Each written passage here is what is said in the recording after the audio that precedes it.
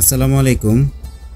আজকের আমার এই ভিডিওতে আপনারা দেখতে পাবেন আমি কিভাবে মক্কাতে আমার ছেলের আকিকার অনুষ্ঠান সম্পন্ন করলাম। তো চলুন আর কথা না বাড়িয়ে ভিডিওটি শুরু করা যাক।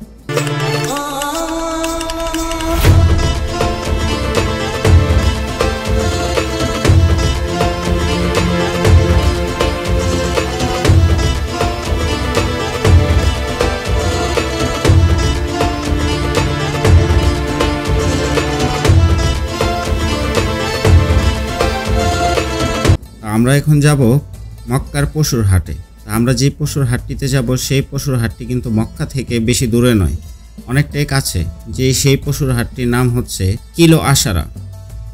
আপনাদেরকে জানার সুবিধার্থে বলে রাখি, কিলো শব্দের অর্থ হচ্ছে কিলোমিটার আর আশারা শব্দের অর্থ হচ্ছে 10। তো মক্কা থেকে এটাই বোঝানো হয়েছে এই পশুর হাটটির দূরত্ব 10 কিলোমিটার।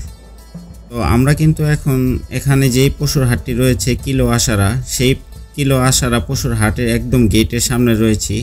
আমরা এখন কিছু পশু দেখব কেনার জন্য। ইনশাআল্লাহ ভিডিওটি না টেনে শেষ পর্যন্ত দেখতে থাকুন।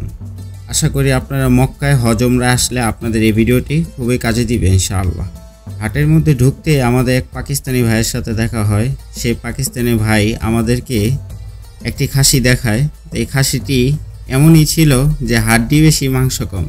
আপনারা অবশ্যই এগুলা দেখে কিনবেন এবং অবশ্যই যেহেতু আপনারা একটা দম কেউ আছে যে দম দেয় বা কেউ আকিকা দেয়, এগুলো দেওয়ার জন্য আপনারা অবশ্যই এগুলো দেখে কিনবেন।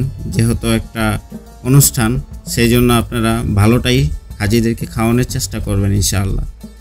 শুরুতে আমরা আরও কিছু ছাগল দেখি। এখানে এই ছাগলটি দেখে মোটামুটি ভালোই লাগতেছিল, কিন্তু এরা যেই দাম চাইতেছিল তা আমাদের সাধ্যের বাইরে ছিল। এবং এখানকার বেশিরভাগ ব্যবসায়ী ছিল পাকিস্তানি এবং ইয়ামিনি। স্থানীয় সৌদি আরবে যে ব্যবসায়ীরা ছিল তারা কিন্তু সংখ্যালঘু খুবই কম। এই হাটের মধ্যে বেশিরভাগ ব্যবসায়ী হচ্ছে পাকিস্তানি এবং ইয়ামিনি।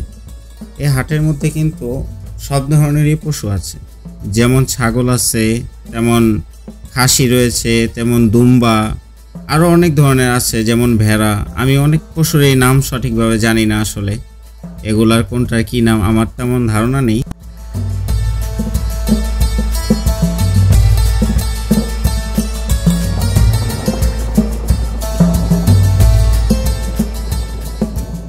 তো আপনাদের সুবিধার্থে বলে রাখি, আজকে এই পশুর হাটে আসা কিন্তু আমার ছেলের আকিকা দেওয়ার জন্য।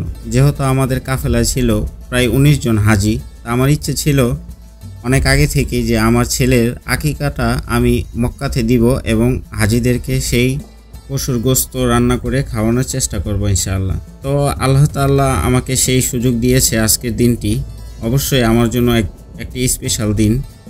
তো আমরা এখানে অনেকগুলো ছাগল দেখি, কিছু ভেড়াও দেখি, আবার কিছু দুম্বাও দেখি, কিন্তু কোনোটাই আসলে আমার বাজেটের সাথে মিলতেছিল না। একটু সামনে আগাতেই দেখলাম কি সুন্দর একটি খাসি, এত বড়। এটা নাম আসলে খাসি না ছাগল আমি সঠিক জানি না আসলে, কিন্তু এটা দেখতে খুবই সুন্দর ছিল এবং এটি শরীরের দেহ আকৃতি এতটাই বিশাল বড় ছিল যা হয়তো আপনারা ক্যামেরায় কতটুকু দেখতে পাচ্ছেন তা আমি সঠিক জানি না আসলে। এর সাথে যে আরও কিছু ছাগল ছিল সেগুলো দেখতে খুবই চমৎকার ছিল।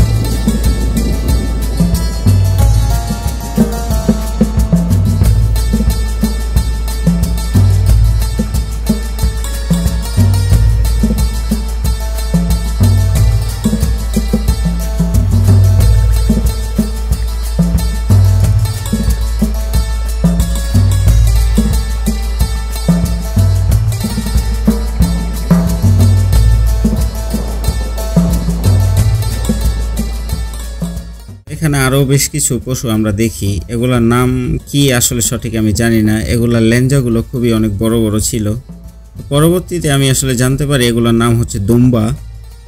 তো এই দুম্বাটি আমার দেখে খুবই ভালো লাগে।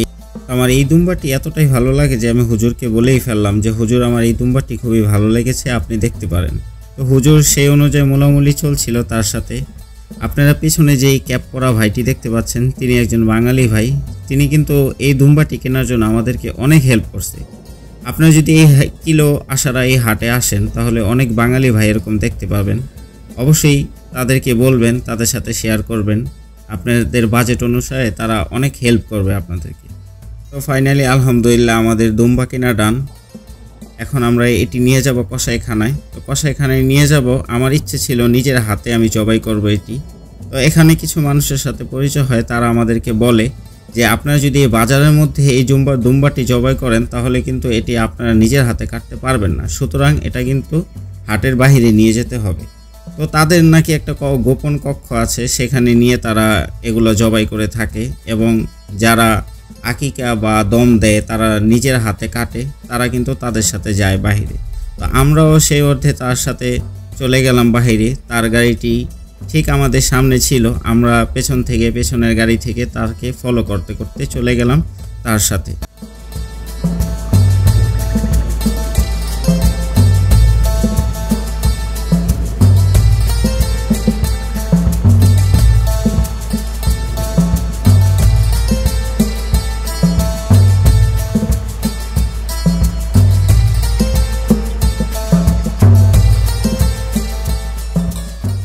গাড়ি থেকে নেমে আমি, হুজুর এবং আমাদের যে ড্রাইভার ভাইটি ছিল তিনি, আমরা তিনজন কিন্তু চলে গেলাম কসাইয়ের পিছন সেই গোপন কক্ষের দিকে। তো এই জায়গাটি ছিল একদম শুনশান একটি এরিয়া। এই জায়গাটি খুবই মানুষজন একদম কম ছিল এবং খুবই কি বলবো একটা ভয়ঙ্কর পরিস্থিতি এখানে। আমরা সেই কসাইখানার মধ্যে ঢুকতেই দেখতে পাই আমাদের খাসি এবং আরও কিছু খাসি এখানে রয়েছে। তো তাদের এই গোপন কক্ষে ঢুকতেই এখানকার পরিস্থিতিটা ছিল এরকম যে খুবই ভয়ঙ্কর, কি বলবো এক কথায়। তো ছেলের জন্য যে আকিকার দুম্বাটি আমি কিনেছি সেটাকে শেষবারের মতো একটু আদর করে দিচ্ছিলাম, কারণ কিছুক্ষণ পরে তার জবাই করে ফেলবো ইনশাআল্লাহ। তো এখানকার পরিবেশটি দেখতে দেখতে হঠাৎ করে আমি পিছনের দিকে খেয়াল করি কসাই আমাদের সেই দুম্বাটিকে টেনে হেঁচড়ে নিয়ে যাচ্ছিল জবাই করার জন্য। আমাকেও ডাকতেছিল ছুরি ধরার জন্য। আমি জানি না আমি পারবো কি না, কারণ এটাই ছিল আমার জীবনের প্রথমবার কোনো দুম্বা এভাবে জবাই করা। এর আগে কখনো কোনো খাসি বা দুম্বা বা ভেড়া আমি কখনোই জবাই করিনি, এই প্রথমবার ছিল। তো আলহামদুলিল্লাহ খুব ভালো মতোই হয়েছিল, একটু ভয়ও লাগতেছিল। তো আলহামদুলিল্লাহ আমাদের দুম্বাটি খুবই ভালোই মতো জবাই দেওয়া হয়ে গেছে আলহামদুলিল্লাহ।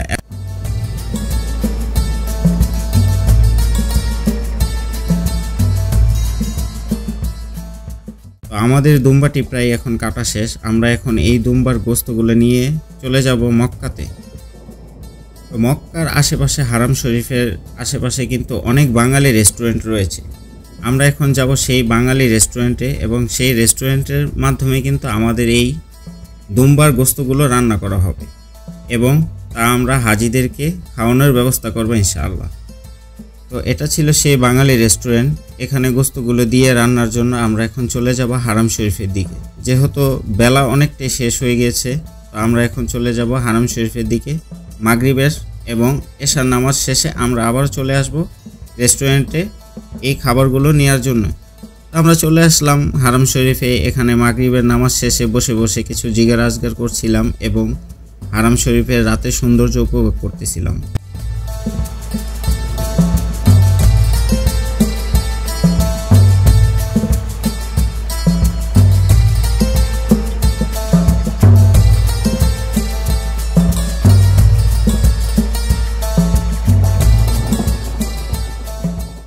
এশার নামাজ শেষে আমরা চলে আসলাম রেস্টুরেন্টে খাবারগুলো নেওয়ার জন্য। এখানে এসে দেখি এগুলো এতটাই সুন্দর হয়েছে রান্না, দেখে পরাণ জুড়িয়ে যাওয়ার মতো। মনে চাচ্ছিল যে আমি একটু খেয়ে দেখি কেমন হয়। আমার হুজুরও বলতেছিল যে চলো আমরা একটু খেয়ে দেখি কেমন লাগে। তো এটা বলতেই বাবুর্চি একটা প্লেট নিয়ে এসে আমাদেরকে দিচ্ছিল কিছু। তিনিও বলতেছিল যে আপনি একটু খেয়ে দেখেন কেমন হয়েছে আমাদের রান্না। আমরা কিছু পরোটা নেই এবং পরোটা দিয়েই কিছু মাংস আমরা খেয়ে দেখি, তাদের রান্না খুবই চমৎকার ছিল। কি বলবো, এক কথায় অসাধারণ।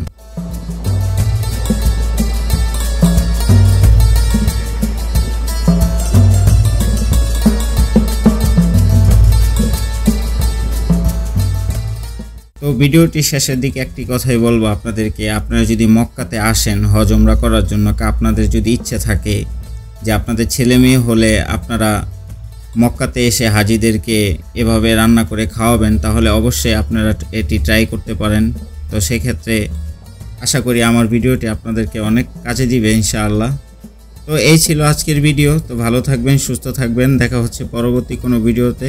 আসসালামু আলাইকুম রহমতুল্লাহি ওয়া বারাকাতুহু।